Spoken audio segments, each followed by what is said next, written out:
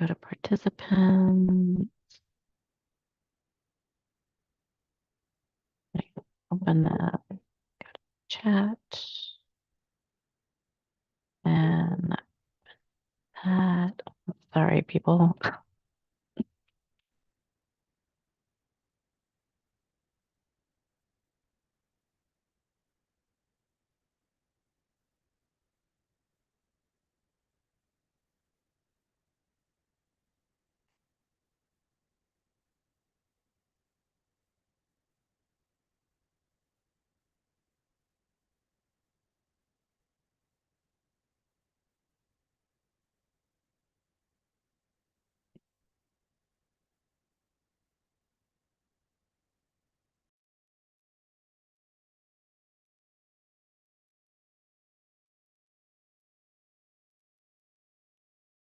Okay. I'll be able to hear me, but that's it.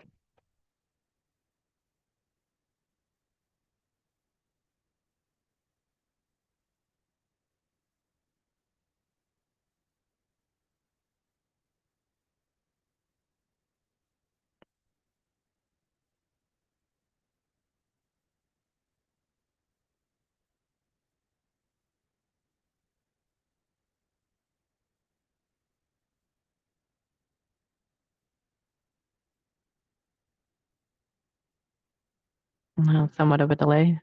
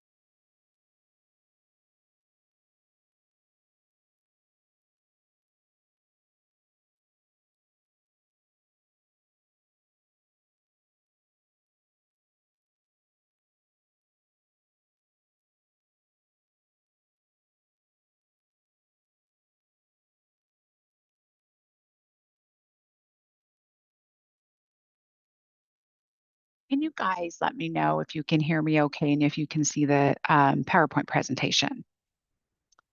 Everything looks good. Awesome. Thank you. Mhm.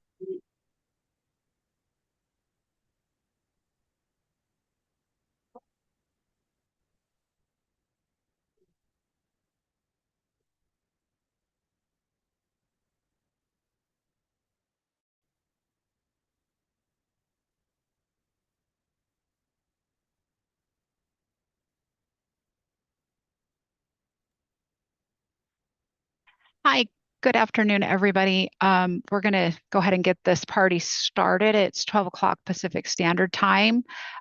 Welcome to the afternoon session of the National Finance Workshop.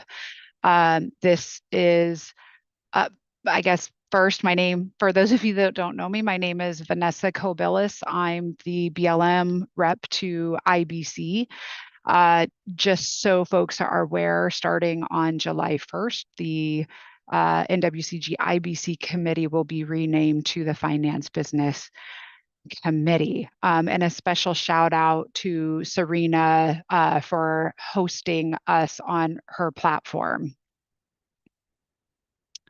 And it does look like we're continuing to get people hopping on. So we'll do some light housekeeping. The session is being recorded. If you guys could please keep muted. You're more than welcome to ask questions either in the chat or live, but we just ask that if you're going to ask live questions, please raise your hand first and we'll call on you. And then please just be respectful of our presenters. If we go over time today in terms of questions and we can't get them all answered, we can put a FAQ together and get some of those answered and get them posted at a later date. Like I said, the trainings are going to be recorded. As you see on the screen, there is the Incident Business Committee website where we're hoping to have everything hosted or posted here. So if you've not been there before, now's the time to grab that, or you can Google NWCG Incident Business Committee and that'll come up for you. For this afternoon session, we are going to talk about injuries, the OWCP federal side, plus the state and local government side, property loss or damage report, and EI suite update. And with that, we will go ahead and get started. I still see that the participants are still showing up, so we will give time for the first presenter, who is Susan Haggerty on OWCP. Susan, are you ready?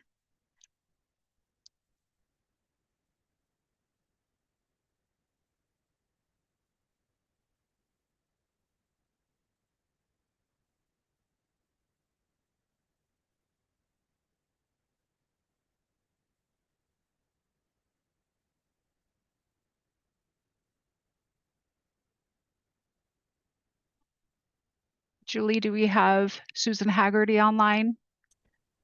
Let me look. I thought I saw her face, but 1 second.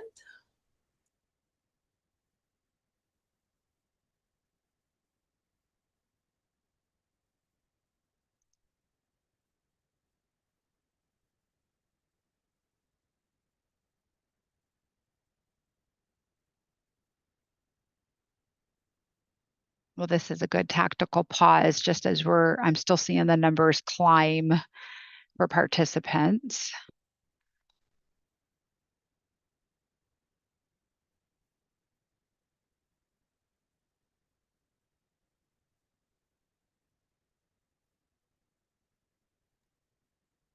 Let me try chatting her 1 second. Are you trying to get a hold of me? Yes, we're ready for you. Oh, I didn't hear Vanessa earlier, so I was like, huh. Then yes, are you ready to share your screen and get started? I've been hitting the button begging. Can I share? Can I share? Awesome. Thanks for joining us, Susan. Oh, definitely. Screen 2. Okay, share. I think we need to get this thing out of the way. Okay. I'm guessing you can see my screen. Yes, we can. Okay, perfect. Okay, so good afternoon. My name is Susan Hegarty. I am currently with the Wildland Fire Service. I'm the incident business specialist out of New Mexico. I'm going to go ahead and I'm going to be covering workman's comp for all federal personnel. Some of the things we are going to discuss, we're going to discuss e-safety, which is done with the Forest Service, the safety management system, the e-comp system. As I go through this, you'll see how these programs go together. So I'm going to go over these objectives for this training are going to be the terminology, what you should know as a federal employee, accident reporting. I'm going to go a little bit over the e-comp overview, discuss some notes for the job. There is a disclosure I do put in here, and then contacts. We have had some changes just recently.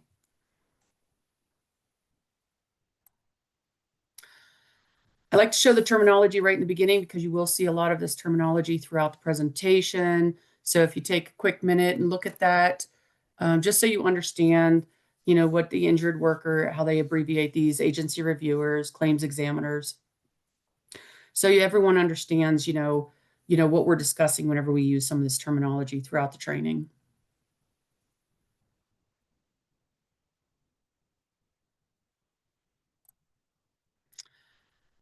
As a federal employee, I like to let everyone know, it doesn't matter really what job you do. State's going to come on and give their piece also. You should always understand what your responsibility is if you get hurt on the job. One of the first things that, we try to tell everybody, report this to your supervisor.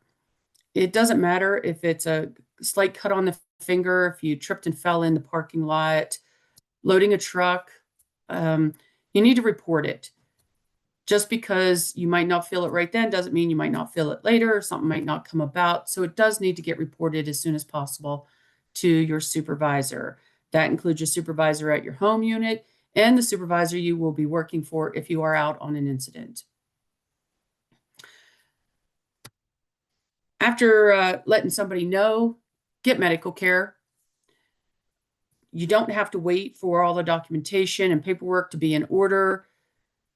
Make sure that you let somebody know that you need medical care so that could be assessed immediately. Whenever that medical care is getting done and you're getting transported out, yes, the supervisor will start working on getting CA-16, making sure that whatever location you're going to for that medical treatment even takes workman's comp.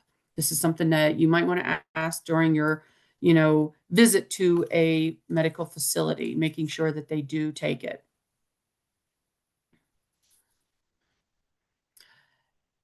Once you've gotten this started, this process, and you're able to, or if you're not able to, someone else may be able to do it for you, whether it's a supervisor or an agency reviewer. You need to go ahead and get this documentation put up into your system. We'll talk about the couple different systems that we use within our different agencies here in a few minutes, but it is required that you get these filed. Also, whenever you are doing this filing, make sure that you understand the difference between the CA1 that gets filed, which is for traumatic injury. It's pretty simple. It's place on the body. You can tell me exactly where you got hurt. You can tell me exactly what time you got hurt. It was within one work day. These are the simple little things that tell you it's a CA1. For occupational, it's going to be a CA2. That's totally separate. That's over a long period of time, something like smoke inhalation, because you're a firefighter, not me going one time into a, being subjected to it. I can tell you exactly when, oh, my lungs hurt, I just got subjected to it. No, it's for those that are out there doing this on a day in, day job, lifting heavy equipment, inhaling smoke, being subjected to chemicals. That's whenever you're going to be using your CA2. Oops, sorry about that. Once you've got this documentation going in the system, whether it's you, if you can, or a supervisor, the next thing you want to know is what can you do about making sure that you're getting the medical treatment that you need and the time frame so work isn't interrupted. What we consider this is continuation of pay. If you were hurt on the job, Please remember that this is 45 calendar days starting the day after the injury. These are the types of things that you have to make sure that you stay on top of as the claimant. Whenever you get injured on a workplace, you have 30 days to get that in there. Otherwise, you're not going to be able to claim continuation of pay. You have to get that documentation submitted so the claims can get processed. Continuation of pay can be used for numerous things. You know, your hospital stay, visits back to a doctor. If you have to go back, you got released, come back on light duty. You have to go, you know, to appointments, physical therapy, whatever. As long as it's within those 45 calendar days, you can continue to use it. Once 45 calendar days are up, that's whenever it's going to have to change.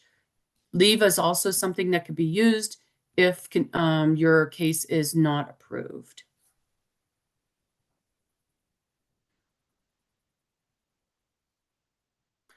So let's go ahead and let's talk about starting this whole process. So when we start this process about you getting injured, you have to let your supervisor know, then you go get medical attention. One of the things that either you or your supervisor is going to do is they're going to put in a safety report. U.S. Forest Service uses eSafety. So they are done through Connect HR. You have to have, you know, access to the Forest Service sites. It'll validate that you're an actual employee of the U.S. Forest Service. And then some of the information they're going to collect on you is going to be personal information. Make sure that you give them all this correct information. Then they're going to ask you, you know, what were you doing? Where were you at? What time did it happen? You know, how did it possibly happen? This is the type of information both for the eSafety and the SMIS for the DOI that has to be completed.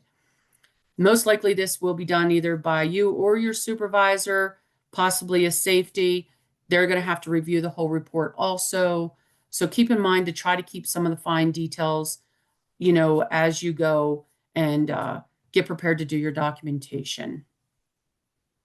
One of the things I did want to point out, because we do move over into eComp heavily, yes, the Forest Service does use eSafety, but the eSafety tool, it also validates the employee's information, just like eComp does for the Department of Interior. But all of the Department of Labor's cases are done through the eComp system. eSafety just is the way that the information gets over to the eComp system within the Department of Labor.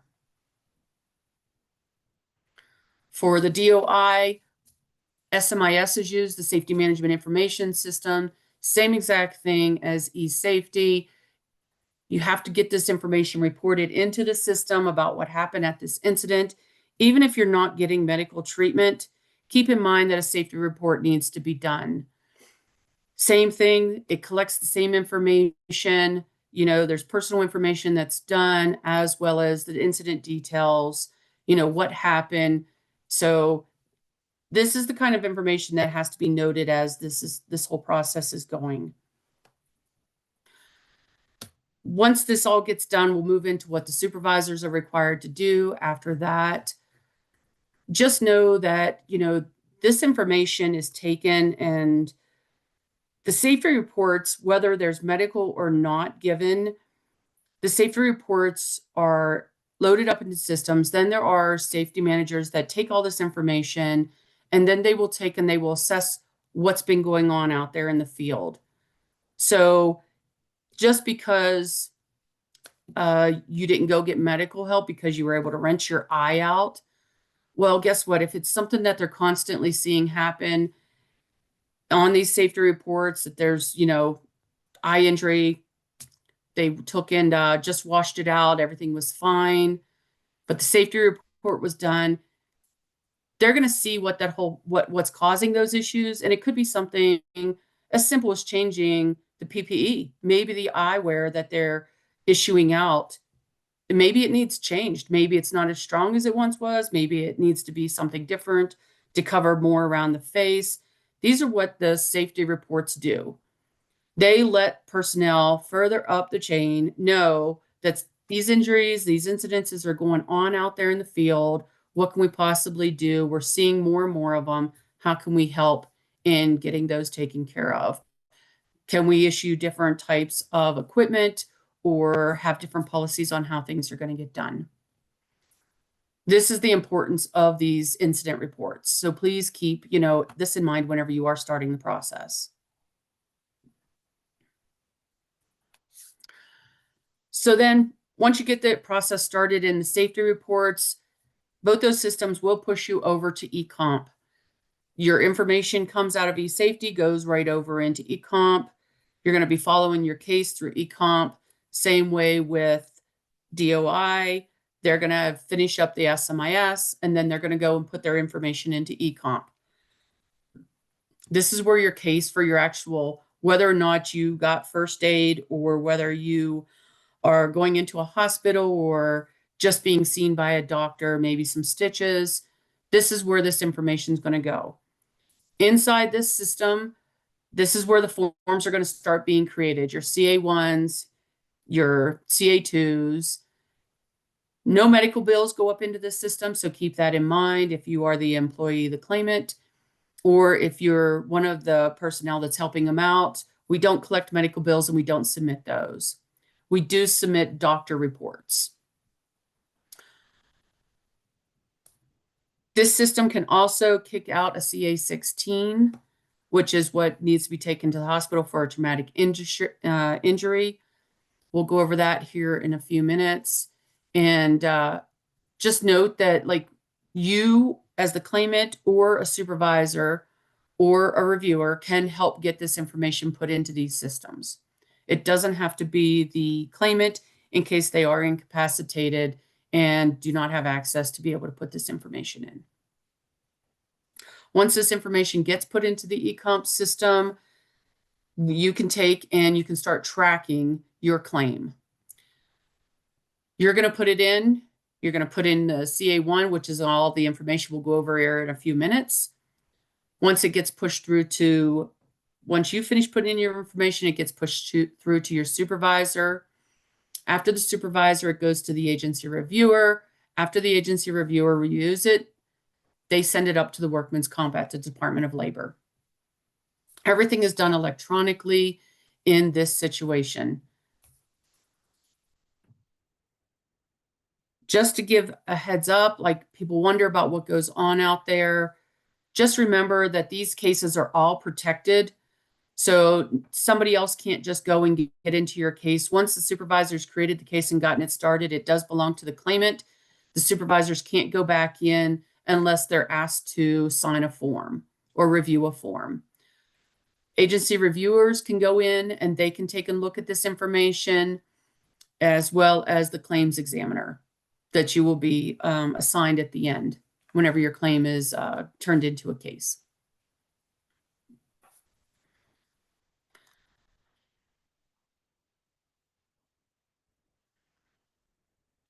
So registering. So for Workman's Comp, this is your responsibility. It is your case as a federal employee. If you are the one to get hurt, you'll have to go out and you're going to have to get this going. And remember that it's your responsibility to follow it. First time claimants will have to register. eSafety, you have to be a Forest Service employee, Forest Service AD, in order for you to be able to go into the eSafety system. It will find you. It will say, yes, you're validated, and yes, you can start your claim. Same thing with DOI. Whenever you go into eComp, you're going to, SMIS and eComp is going to be the same exact thing. You're going to be validated as an employee, as an AD. They'll take and, say, yes, you're in our system, and go ahead and you can start your claim. We also know that you have to take and understand that when seasonals and personnel were first started to hire on, they might not be up into these systems yet until after the first payroll. The SMIS system, the eSafety systems, those can be started with an actual personnel information being put in. There is a time limit to get these documentations put into eComp. Until the person is paid, usually we don't find their information into the system. That's okay. It's okay. Don't worry about that timeline. We do I have don't to know how make to sure do that this. somebody have a question?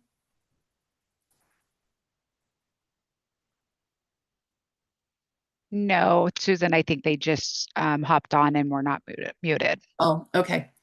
So take in, just know that just get all their documentation, get it started. If they are a new person, once we can get them into the system, we'll go ahead and get that pushed through for you without a problem. We just have to wait usually until they are registered up there after a first payroll. Returning claimants, use credentials. You've been in the system, you have your own dashboard, you can sign back into it. For your supervisors, they don't have to get an account out there in the eComp system to do any reviewing. So for the injured worker, you have to get an account. For the supervisor, you don't. You'll be sent a link via email to go ahead and click in, and you're going to have to review some documentation. After the claim is accepted, a case number is issued. So you'll have to work then with a claims examiner to go through and make sure that all your documentation is completed and everything is uploaded into the system.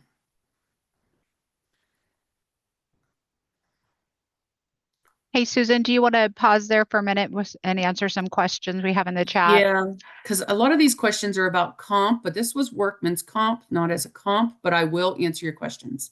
Okay, so do ADs file their claims in these systems as well? Yes. Does the federal employee have to enter this? And I think you answered that, where if they're incapacitated, a supervisor could do on their behalf.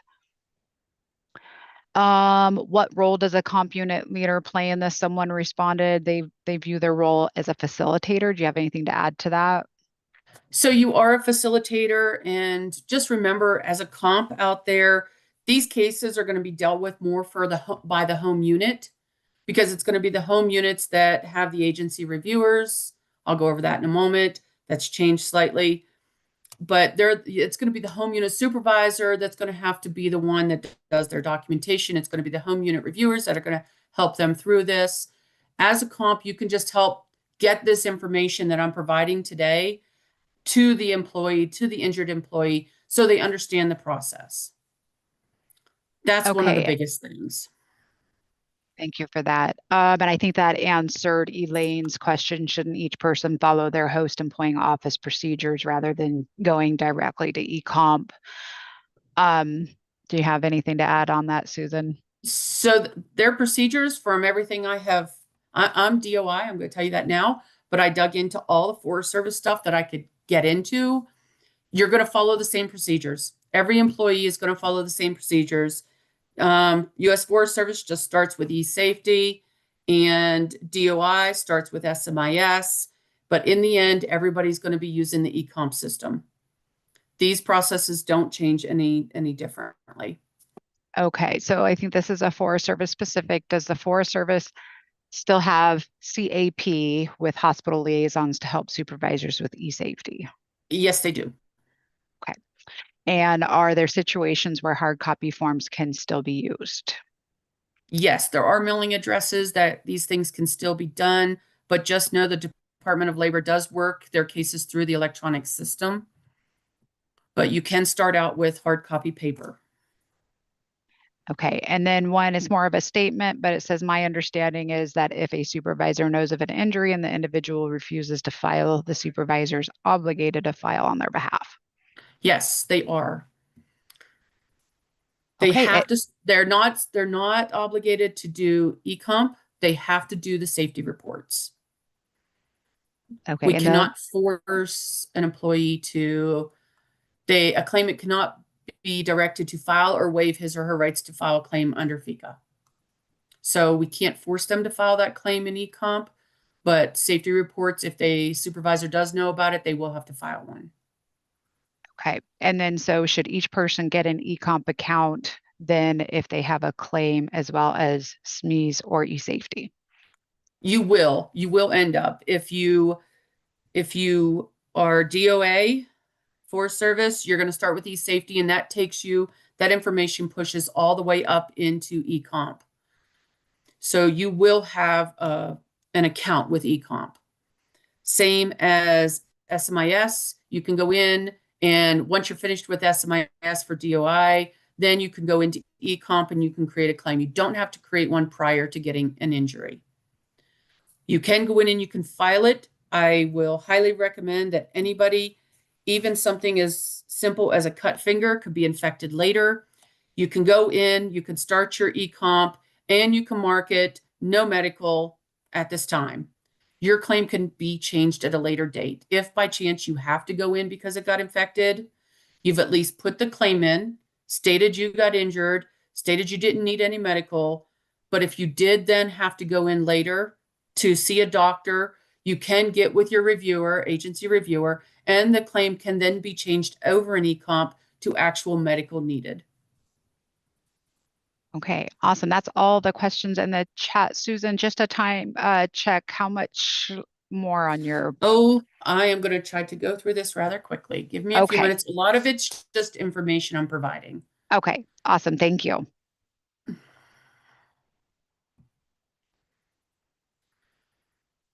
So some of the processes here, just remember that CA1 can be done through eComp, CA16, supervisors can pull that from eComp. That information can all be signed.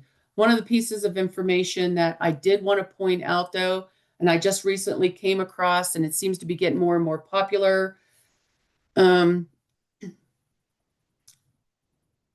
We all know that out here in the West, some of these places do not have doctors. They have, medical physician oversight, but it's really a lot of nurses that are handling, registered nurses. It's hard to get CA16s. You can't force a doctor. A hospital cannot even force a doctor to sign a CA16. But what you can do instead of a CA16 is you can do a physician's report. It's what the backside of a CA16 is, but it has to be completed. And it will have to, of course, that will have to be signed, which it is usually by a doctor. That can be uploaded if a CA16 does not get signed by a doctor. And it is considered the physician's report.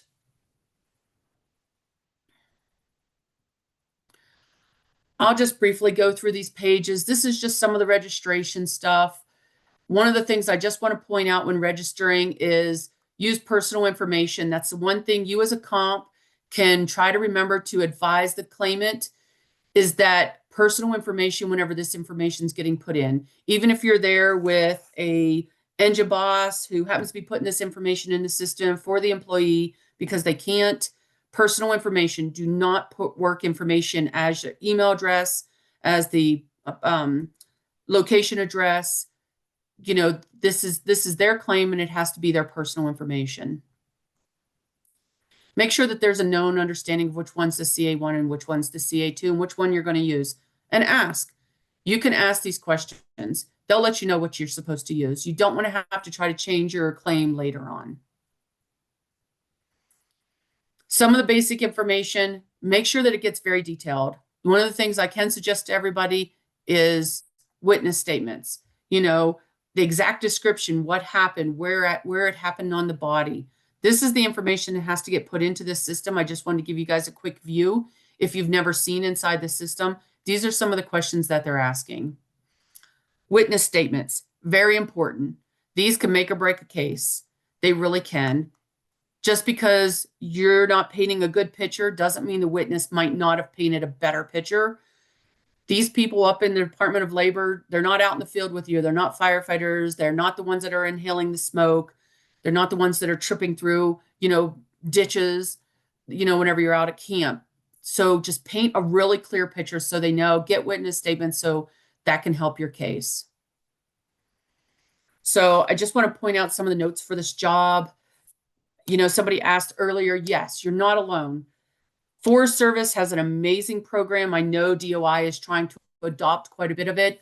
There's multiple comps out there, hospital and family liaisons that will help out, supervisors, family, friends. One of the big things to know if you're out there working with with an employee, You've got the Wildland Firefighter Foundation. I would get that information and I would make sure that you have it in case you're asked. They actually do quite a bit in helping the families, come in to help their loved ones. Just remember, everyone needs help. I do not even come close to knowing everything. I just go looking for it. The other big piece is not every case is the same. That's the other hard one. Yes, the documentation pretty much rolls in the same pattern, but that does not mean that every case is going to be the same. What I like to tell all of the students whenever I teach this is you don't have to know everything. I will answer that question in a second. You don't have to know everything. You just have to know where to find the information. One of the last things is get creative. Understand what's going on. If you're the one that's helping out, understand there's different modes of transportation that you can use. Understand the per diem. Look at the CFR that I've recommended here. It tells you quite a bit about per diem that you might not have known, being able to, pay an employee while they're in the hospital if they're away, how you can get them home if they can't be airlifted. You can do an ambulance. I just recently ordered a Viper and paid for them. I did an RV a couple years ago because the patient had to lay down for the majority of the trip back to their state. Just get creative. Ask others. They'll be able to help you.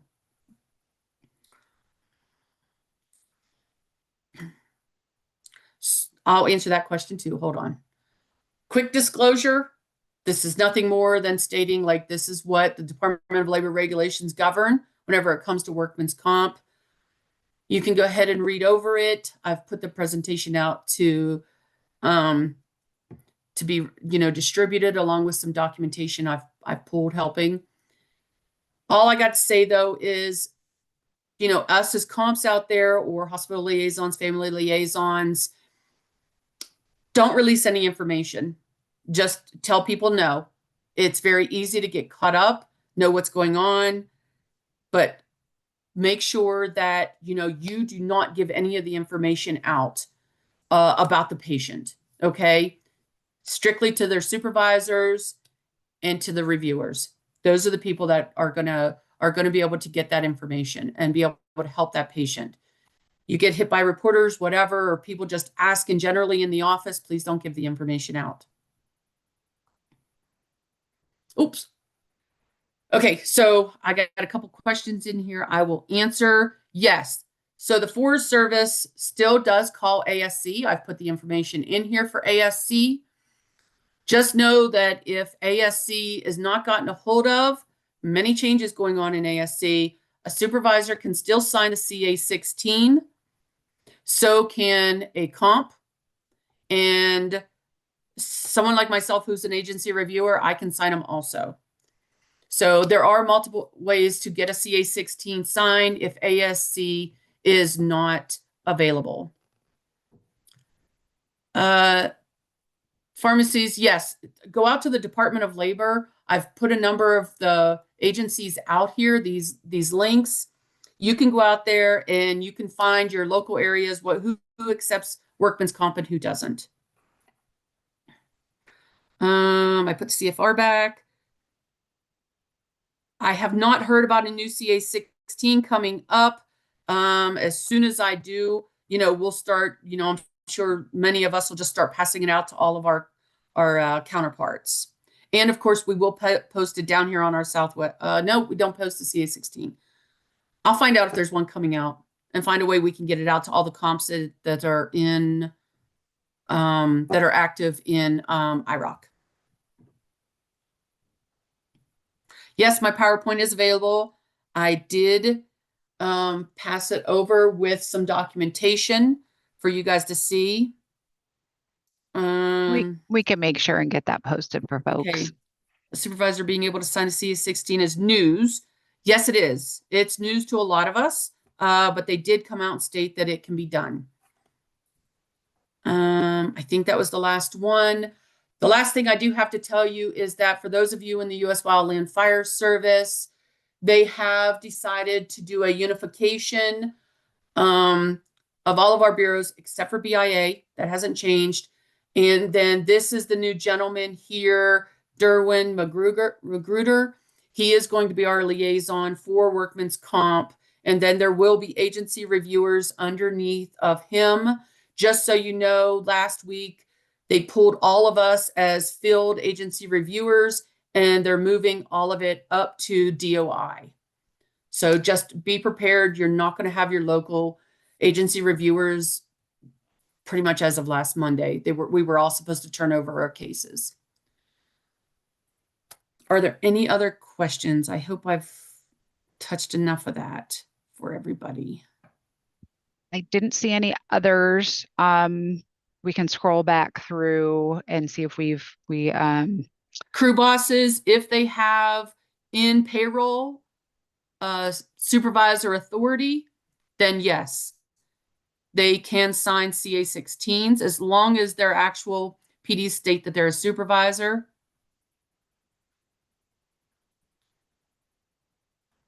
Is e-comp access non-federal employees, folks, meant for federal employees? I'm not sure, because you have to sign in using the federal. So I'm not sure how e-comp would be done if it was a non-federal person putting it in, but it should be the home unit helping them. So it should be the home unit, which means that the agency should be doing it. Elaine asked the question, a supervisor in their regular job or on the fire? So it's a supervisor at home. It's their regular job. Just because they're put in charge of somebody out on a fire doesn't mean that they're allowed to sign a CA-16. Are there any other questions? Okay, Susan, are you staying on for a little bit? I'm sorry. I am getting on a plane in less than 24 hours. So okay. Well, you know what? If we have any other questions come up that none of us anybody can can email answer. me. Yep, Yep. absolutely. And anybody's welcome to email me and I can get them even more information. I might not know it, but I can find it. Awesome. Susan, you're amazing. As always, thank you so much for joining us today and sharing your wealth of knowledge on this topic. If no other questions, feel free to put anything in the chat if you would like. We'll make sure and get her presentation. Again, this is recorded and will be available to folks later. Next, we're going to move over to injuries for the state and local, and we have Rhonda Shea. Rhonda, are you online and ready for us? I am. I'll even turn my camera on. All right. Thank you, Rhonda. And we'll monitor the chat for you. Okay. All right. Can you see my presentation okay? Yes, got it. All right.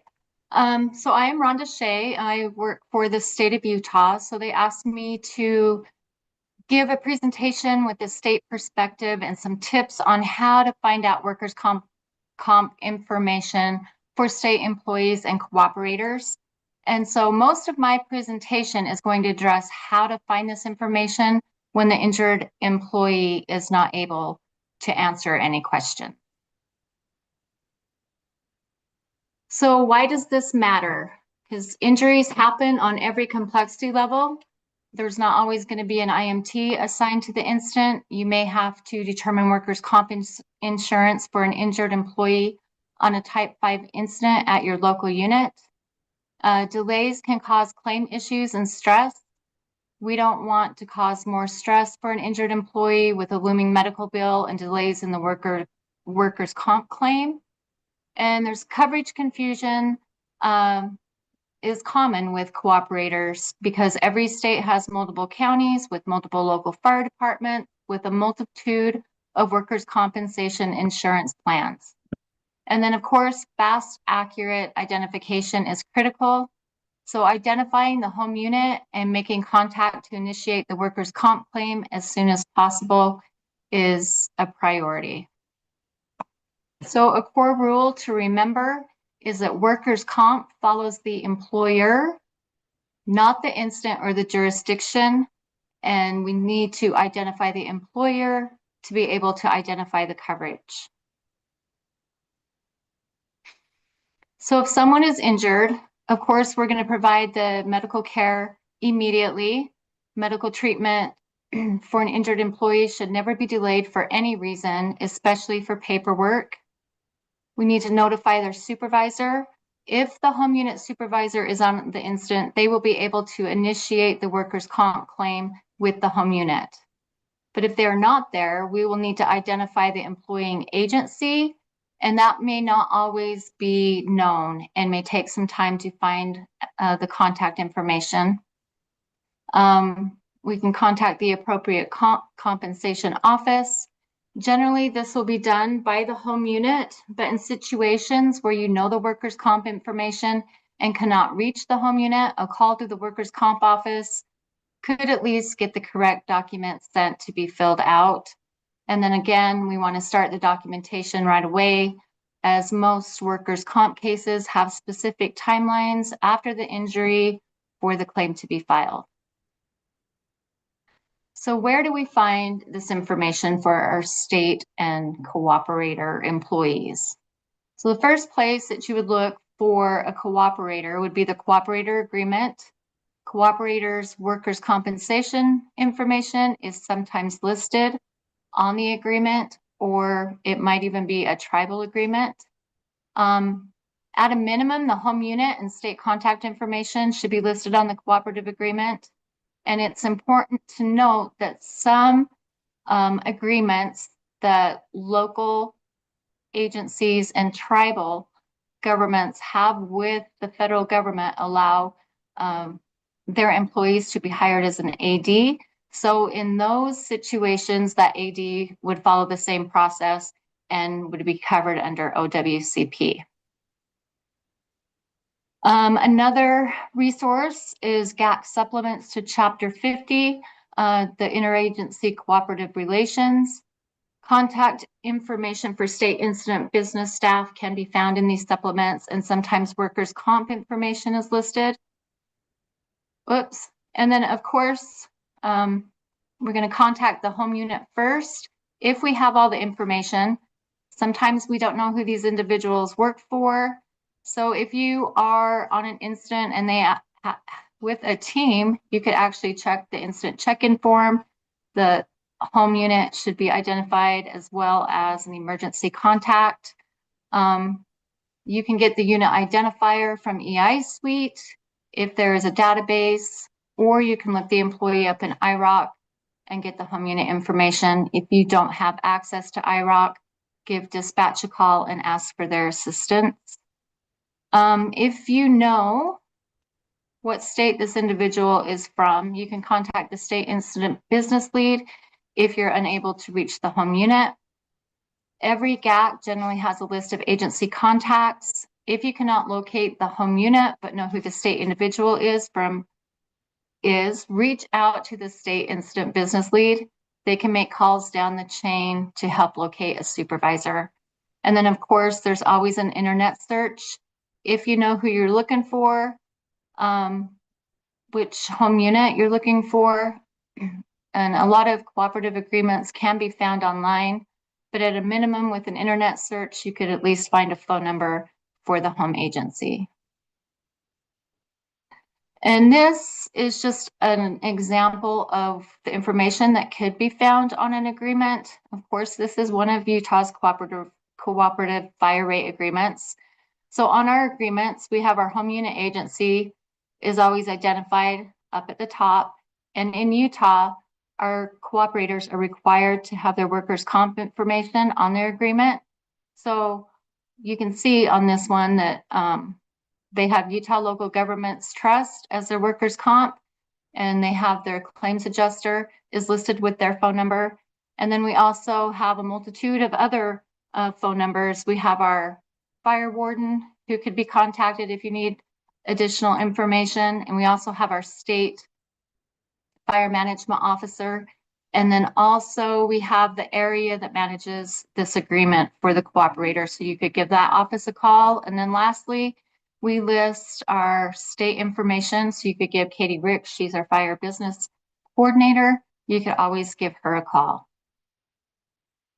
And then this is from the Great Basin Chapter 50 supplement.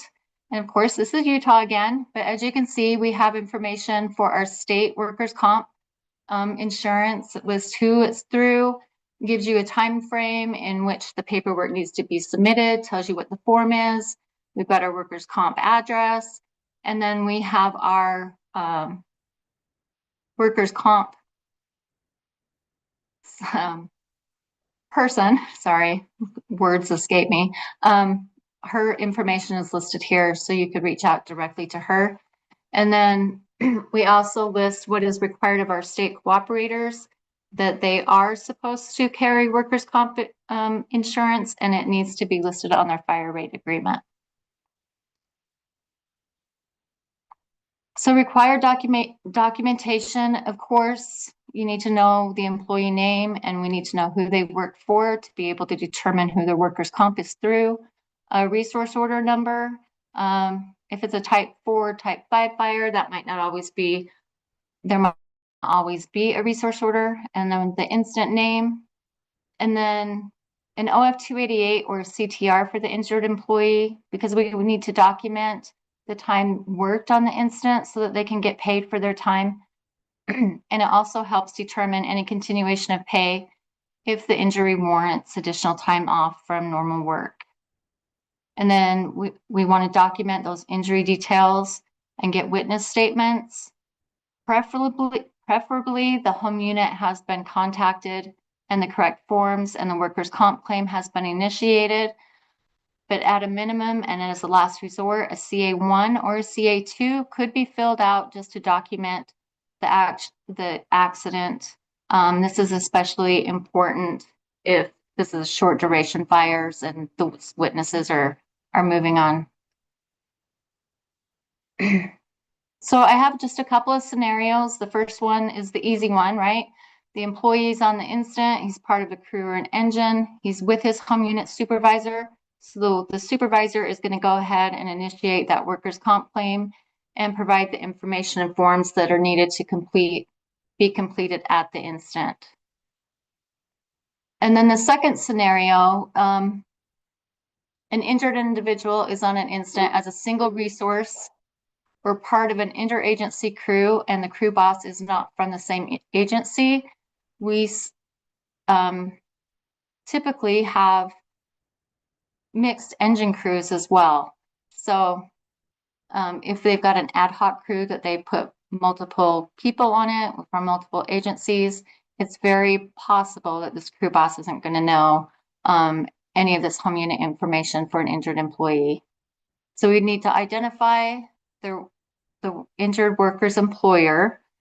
And again, this could be done through EI Suite or contact dispatch that can get information out of IROC.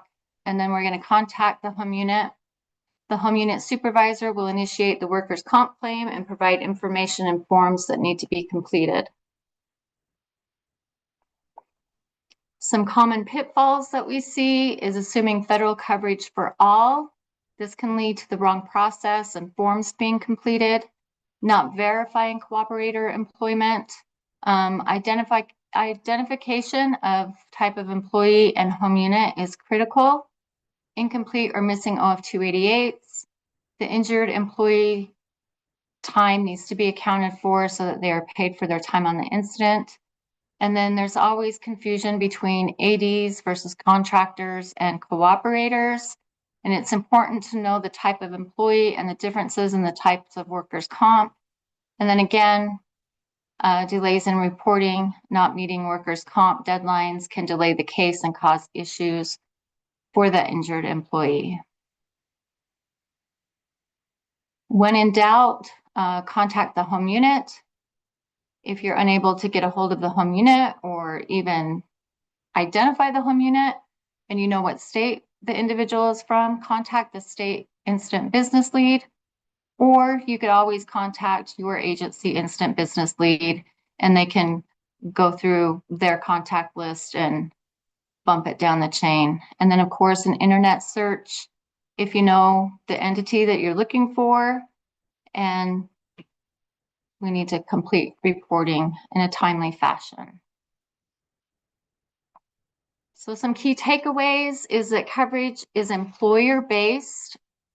So we always need to identify the home agency, and we can use resource orders and agreements to do this. And we need to act quickly and document thoroughly. I have one last slide. So just a recap of who covers who. So federal, of course, is going to be OWCP through the Department of Labor, state, and this could be including the Department of Corrections. If you've got an inmate crew out on your incident, those individuals would also be covered under a state workers' comp program.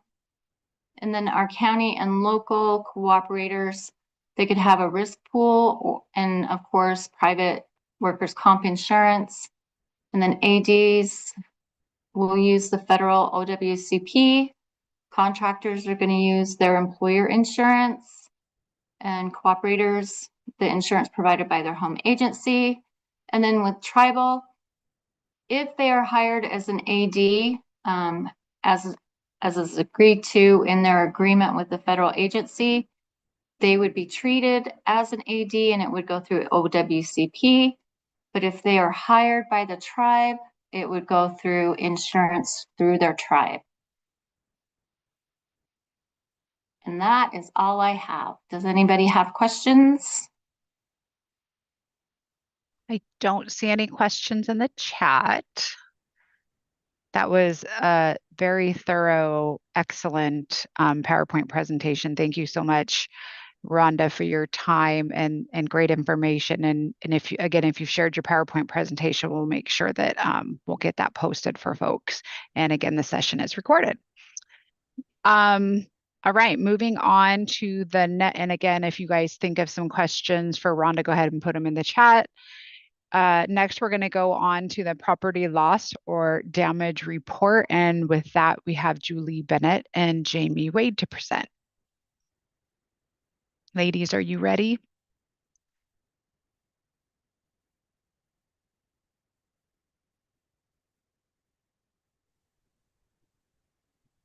I see Jamie. All right. All right, Can we you got see it, the Julie. PowerPoint? Yep, we got it. Got Okay, it. awesome. Good. All right. So my name is Julie Bennett. And with us, we have Jamie Wade also. So we're going to talk about the new property loss and damage, or the revision of, and let's see if I can get there we go. Okay, so the agenda, we're going to talk about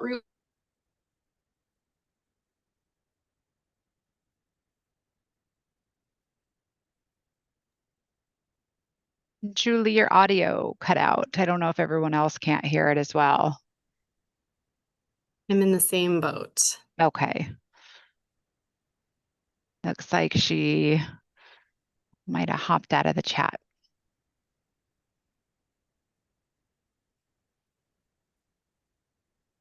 All right, so I will kind of recap a little bit what Julie was covering while her audio is coming back into place. So what we're going to cover today is the updated or draft OF 289, the 289 test form for this year. And we're going to cover consumable items.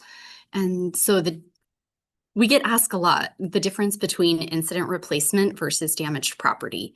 And so first, incident replacement is done on an OF 315, and it's for things that are consumable. Typically, those items are replaced from the cache, things like MREs, batteries, things like that. There are instances when there is an S number issued to replace them at the home unit. This process is typically managed by the supply unit, and there can be purchasing support for it, and it can be like an S number issued, or it could be purchased through an organization that says EPSO. In comparison, we've got our damaged property form. So this is where there is government equipment, government-owned equipment that is damaged as a result of the incident. These items are used for more than one incident, so they are not consumable. And these items have to have a reviewed process, typically through an incident business advisor, and they have to have approval prior to an S number being issued. So it's not just an automatic thing. That S number can also be filled for the incident to be able to purchase, or to be able to send it to the home unit to be filled. All right, so Julie's having a little bit of technical difficulty here. Let me see if we can go ahead. Let me see if I can, we're gonna go ahead and try and switch over here, and let's see if we can switch it to my computer so that way everybody can see. So stand by, sorry for the technical difficulties.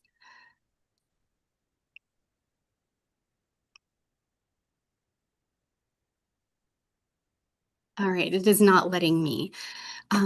Can maybe Serena, can you advance the slides by any chance? I am working on it. Okay, perfect. So while we're waiting for the slides to catch up with us, we'll go ahead and move forward. So there is going to be an updated chainsaw consumable items list coming out. And so they're going to be consumables and durable items identified. And this direct result of some of the feedback we got from you. For example, why is an air filter viewed one way in one geographic area versus another? And so we went with a group of subject matter experts and got the collaboration with them to be able to come up with these standardized items as our recommendation for what's consumable, specifically for a chainsaw. We also have durable items listed on there, which specifically are the bars, fan housing, with rewind starter and carburetors. So those are our durable items here. These items will be posted on the Instant Business website, so don't worry, the documentation and reference material will all be there for you guys to grab at any point.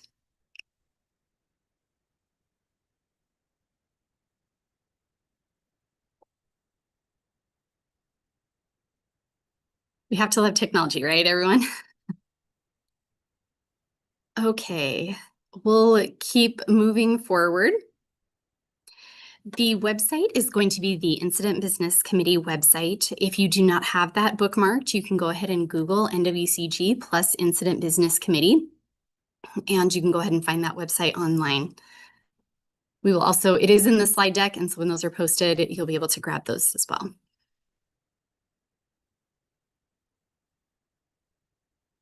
All right, I'm gonna just keep pushing forward, and then we'll, like I said, we will catch up with the slides.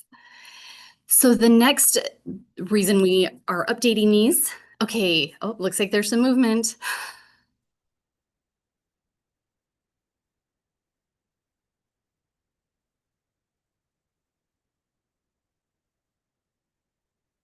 All right, we'll keep going. I got asked the question of why to make the change, or why create a new draft form for us to be able to test out and use. The last time the OF 289 was updated or changed was September of 1981. So it was a few years ago, and I don't know about you, but a few business processes have changed since then. So we developed this form based off of a task group of subject matter experts and those that utilize it from both the end user and finance and incident business specialized folks. So their input is what you're seeing. As soon as the slide deck is working, you'll be able to see a preview of what that looks like. We wanted to be able to look at and reduce inconsistencies in the various forms that have been utilized. So what you're going to see is that this form, this OF or this 289 test form, we're going to be utilizing for the 26 season to get feedback and to be able to adjust, even if it's formatting issues or things like that, to capture your feedback real time as we're using it throughout the season, and then make any final adjustments before we submit it to publications and to GSA, because it's a General Service Administration form. And so we've got to work through them to be able to get it officially posted and changed. And so being able to have that flexibility, we wanted to make sure we get it right the first time as we're sending it in. All right, so thank you, Serena, so much. You can see that this is the first page. It's a 2-page form, and we're going to walk through it step by step. But the first page is to be completed by the employee and the incident supervisor, not the home unit supervisor. So we'll go ahead and walk through that block by block so you can see where we're coming from. And again, we want your feedback on this. So there will be an avenue to be able to do that here in just a sec. Let's go ahead. So first block, this is your information. So if you're an individual or the federal employee or those responsible for that equipment, you can go ahead and fill out your information here. We would like your first and last name, no nicknames, along with work cell phones and your work email address or the email address that we need to be able to use if it's a FireNet or your regular work email address. Either is fine. Let's go ahead and go to block 2. This is the incident information for which the incident you are ordered. I know that's a little convoluted, but we want to make sure you get this information from your resource order and it's showing that you were ordered with that equipment to be there. So your fire name, number, and the incident code along with the resource order number specifically. Now let's go ahead and go to block 3. This is where you are from, your home unit, official name, the address, and a phone number. Okay, let's go ahead and go to block 4. This looks really different from the last form. So what we have here is where you can have up to 4 different items on this 289 form. They're varying quantities. So let's say you had something that was, I'm saying like a computer that was damaged, the quantity would be 1, whereas there could be some berry pistols or things like that where there could be multiple. We want to know the estimated value. And you could put the estimated value and note that it's what you paid for the item and how long ago that was. This helps us get the information so we can calculate depreciation if that is applicable. We're trying to capture all the information in one-stop shop so you don't have to come back and forth with the incident business advisor or those who has delegated authority to make these decisions and reduce that. Again, we can capture all the information up front. Let's go ahead and go to block 5. This is the employee narrative. This is where you're going to tell us how or the working conditions that each of these items is damaged in. So let's say it was the same event. You can expand on that and then reference that you see above. But if there are different things that occurred, so let's say hypothetically something went through the wood chipper and was damaged versus something that got run over. You can capture each item is uniquely identified here, all the way up to the 4 items. If you have more than 4 items, you'll have to complete more than 1 form. All right, then let's go ahead and go to block 6. This allows you to be able to customize the support documentation for each of the items that you have. So for example, if there's damaged property, oh, this is lovely. I'm going to go off camera. It looks like I lost power or light. Here we go. This allows you to be able to, let's say, like I mentioned, the accident. So you could have an accident report along with witness statements, and there could be, for example, a police report that is involved in that. Once you've got all of those items, the photos or anything that you need to substantiate your damaged property claim. In most instances, we're asking for some sort of estimate or quote.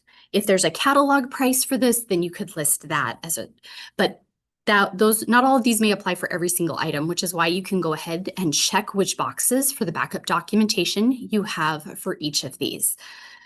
Really critical to be able to tell that story through the documentation. And just like Susan said with the witness statements that we heard earlier, similar things, any documentation that you can provide to help substantiate and tell that story of what happened, that all the better. All right, let's go ahead and go to block 7. So as the employee, you're going to be able to sign this, or you have to sign it. And then that's it. Let's go to block 8. This is your incident supervisor. And what we're looking for here is that the damaged property was being used according to manufacturer specifications, and it was being used on the incident appropriately. That's what your incident supervisor is going to attest to, or if you are the incident supervisor, what you're looking to see through these damaged property forms. All right, and then you will put your phone number and email. All right, then, thanks, Serena. Let's go. We're good to go on to page 2 now. So this looks very different than the various versions that we have out there of the OF 289. So we're going to walk through these, but this is just a snapshot of the overall look. Okay, so let's go ahead and you're going to see we're going to be using a specific assessing official, because we want a subject matter expert to take a look at this property and be able to make these determinations. So that assessing official, and there could be some education involved with the field and your supply unit leaders or ground support, those subject matter experts, communications.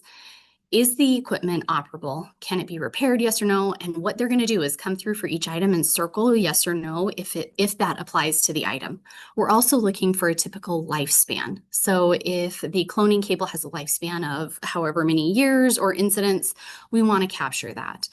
And then seeing what is that repair or the replacement cost associated with that, because they know they're the subject matter experts.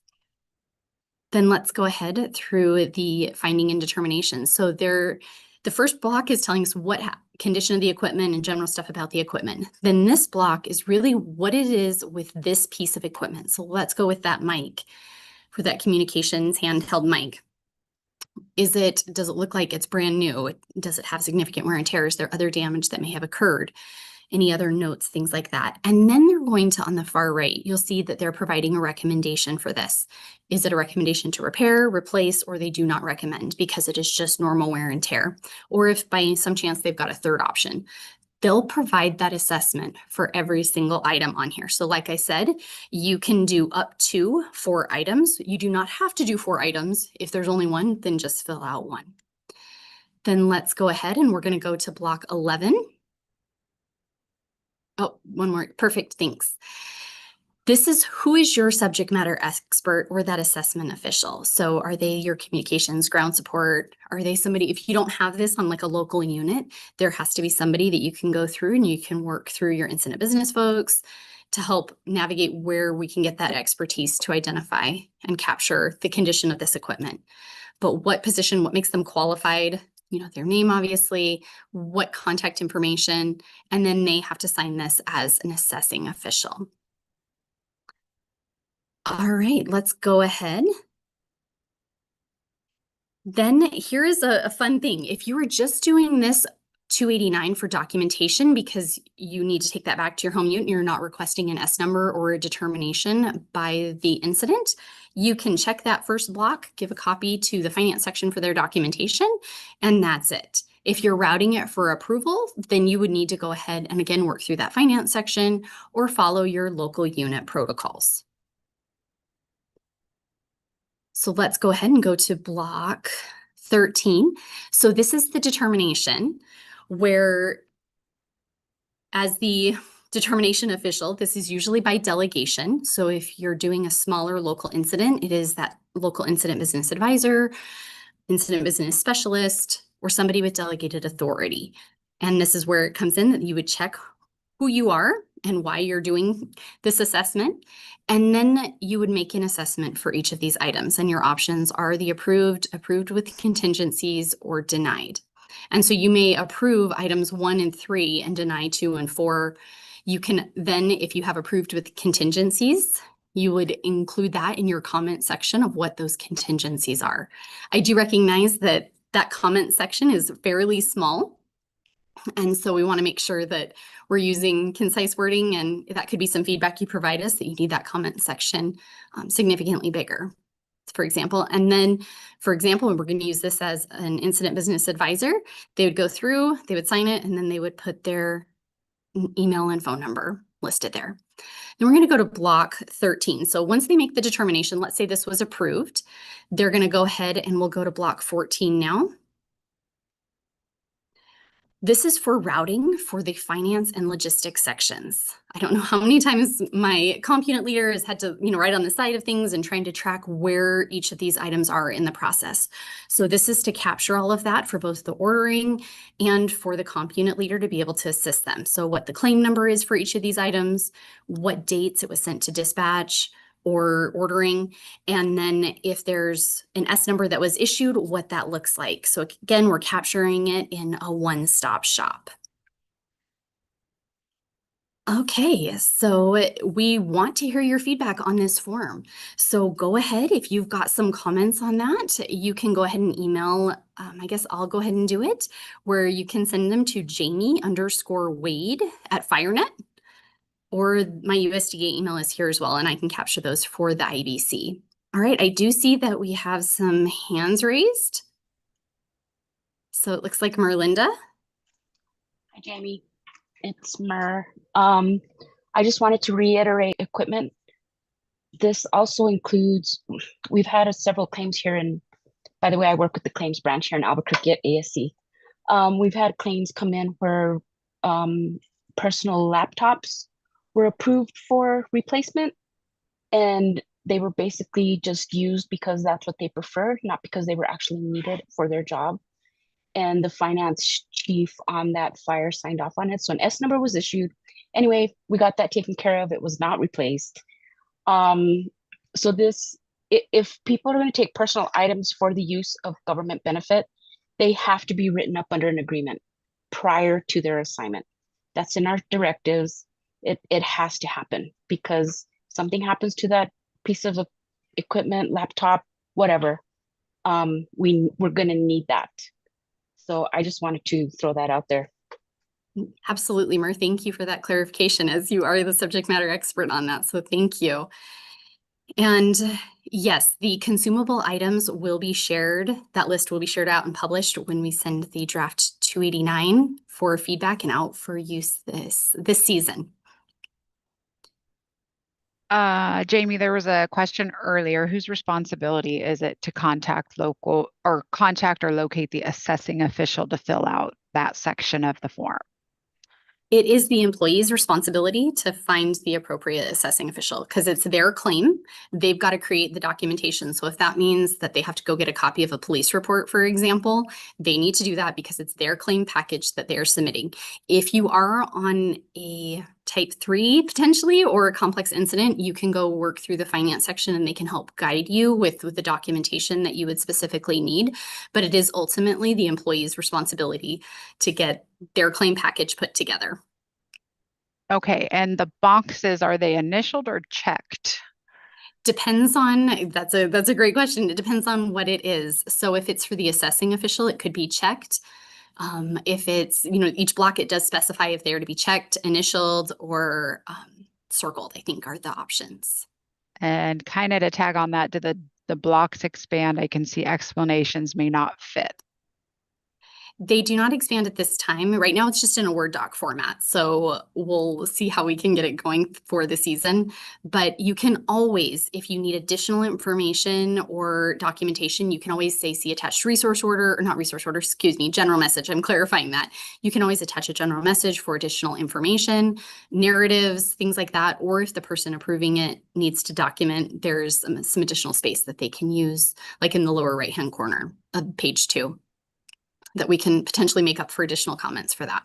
Okay, and so the one question was, I'm paraphrasing this, do we know when the 288.9 will be coming out? Do we have an estimate for this fire season?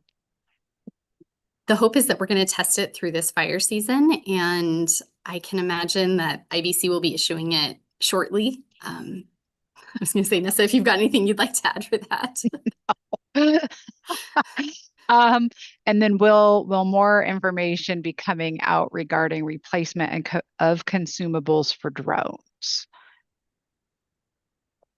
I haven't heard anything specific that on drones, but I can imagine, things are ever evolving. And so we're looking at different, if there's a need, I think then you can submit that request and we can work with the subject matter experts to see what information can be done. But I am not aware of any new direction that has been identified. Okay, someone asked how many pages. It's 2 pages. Who is typically the approval on smaller local unit fires that don't involve an IBA finance section chief? Does the FMO have the authority? It depends on what they are delegated. So sometimes that is to an incident business specialist. Sometimes it may be to an FMO if they have been delegated by the agency administrators. Okay. I don't know if we want to do you want to answer these questions in the chat, Jamie, as we go on to the next topic? There's a couple more in-depth ones.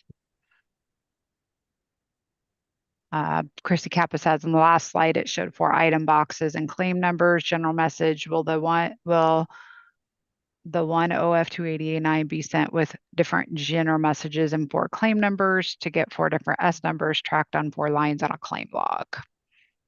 I would imagine that, yes, that OF 289 is going to be your like approval. And if all of them are getting S numbers, then yes, that would be sent in. And it's up to the comp how they want to submit that, but they could say, I need 4 S numbers for items 1 through 4 listed on the attached 289 instead of 4 separate S numbers.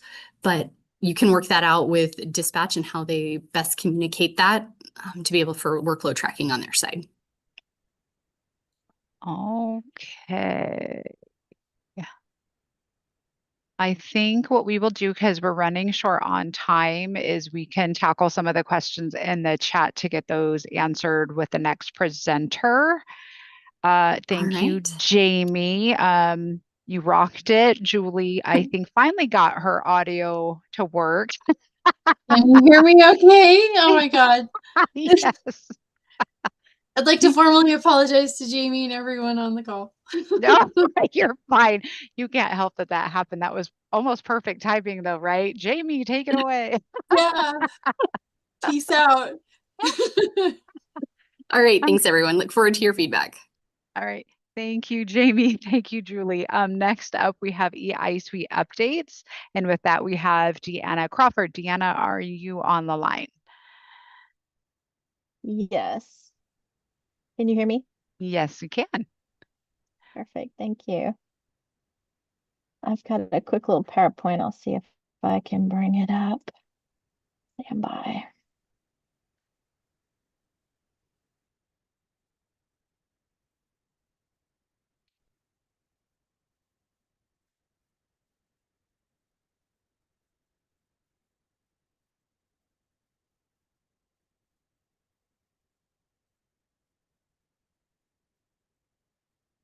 Let me know when you guys can see my screen.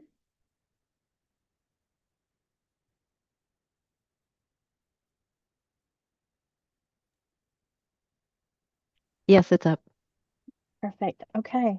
So I'm Deanna Crawford. I am the Deputy Branch Chief for Incident Business with the Forest Service Washington office, and I am the product owner of iSuite, which means I'm primarily the business lead with authority to make decisions over the application.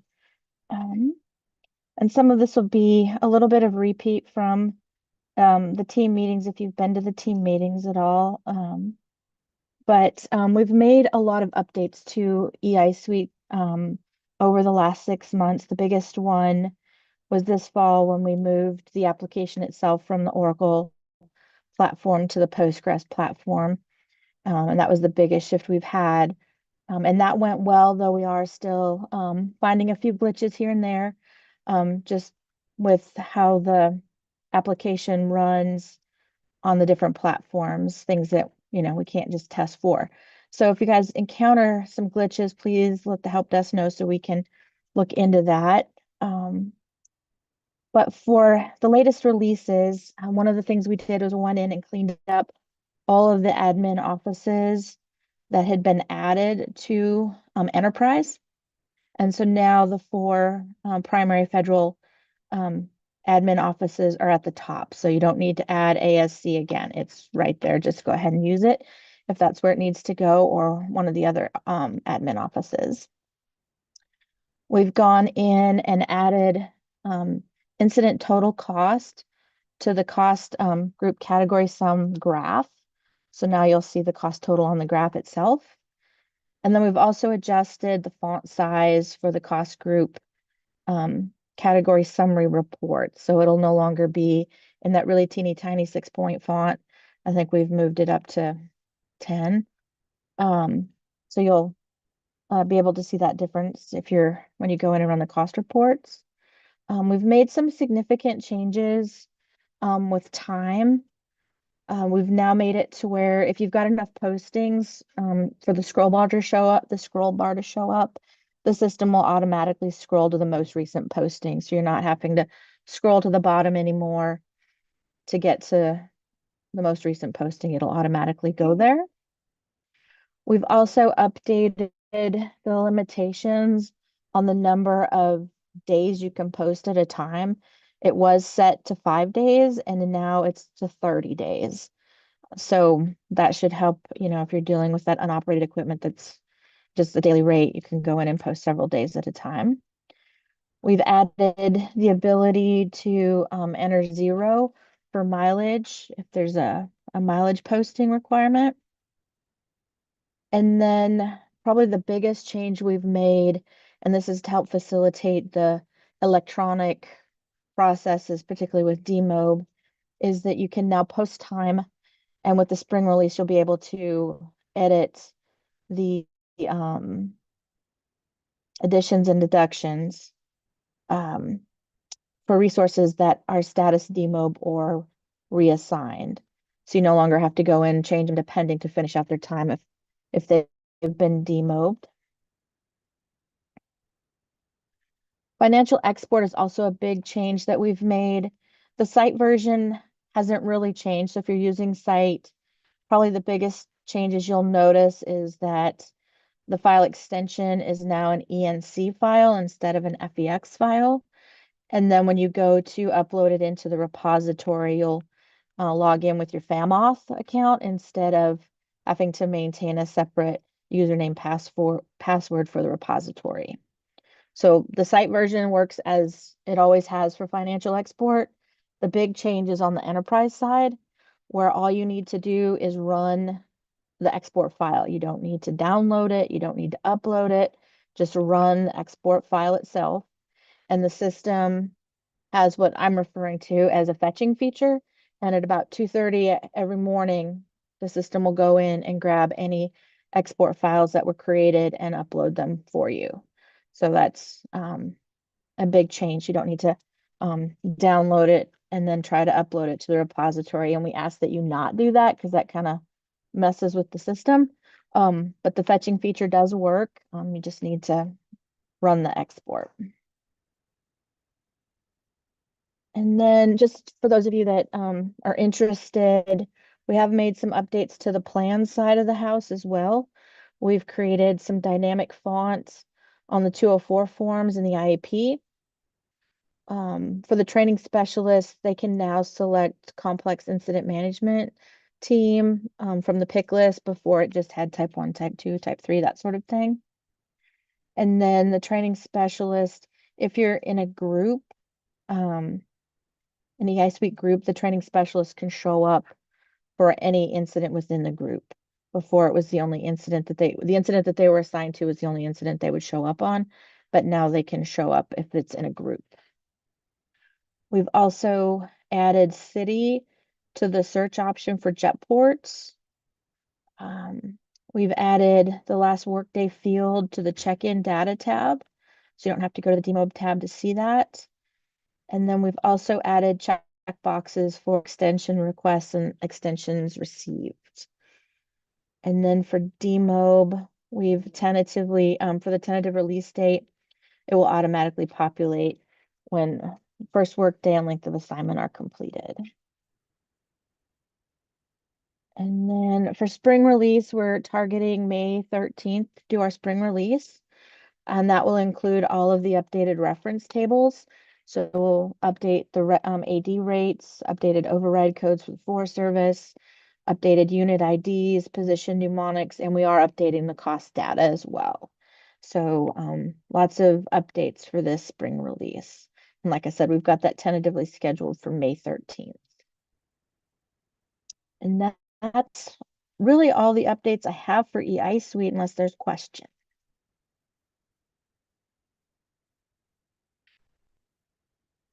Okay, I don't see any hands raised. Let's see.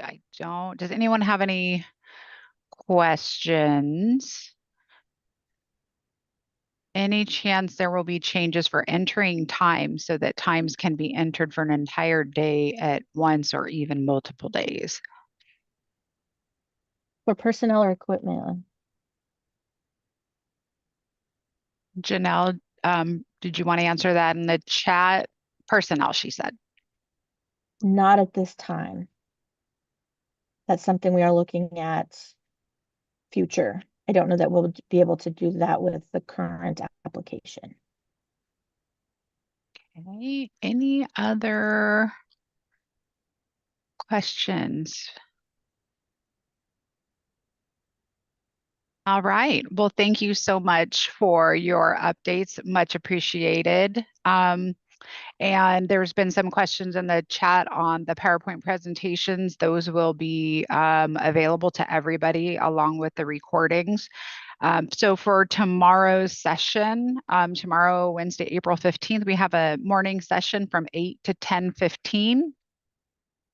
And that will be covering preseason updates, caterers, showers, crews, vapor, and inspections. And then tomorrow afternoon session is from 12 to 1400. Both of those times are in Pacific Standard Time, sorry. The PM session is lend lease and payment packages. So please join us tomorrow if you can. Again, the rest of the sessions for the week will be recorded and posted. We'll make sure and get the links to everything out to everyone. So we'll let you off a little bit early today. Thank you, everyone. Appreciate your time and joining us. Have a great rest of your week.